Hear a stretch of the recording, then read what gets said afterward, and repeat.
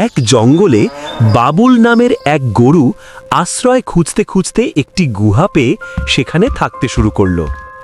সে জানত না জায়গা কি বিপদে ভরা। একদিন একটি সিংহ খাবারের খোঁজে গুহার সামনে এসে বাবুলকে দেখে তার দিকে এগোতে লাগল। বাবুল খুব ভয় পেল, কিন্তু বুদ্ধি করে জোরে চিৎকার করে বলল, এই সাথীরা, আজ বড় শিকার নিজে থেকেই চলে এসেছে, সবাই প্রস্তুত হও। বাবুলের এই কথা শুনেই সিংহ ভয় পেয়ে ভাবল, গুহার ভিতরে নিশ্চয়ই আরো ভয়ঙ্কর প্রাণী আছে। তাই সে প্রাণ বাঁচাতে দৌড়ে পালিয়ে গেল। উপরে বসে থাকা এক বাজ পাখি সব দেখছিল এবং নিজের মনে হাসছিল। এভাবেই গল্পের প্রথম পর্ব শেষ হলো। পার্ট 2 চাইলে কমেন্টে জানাও।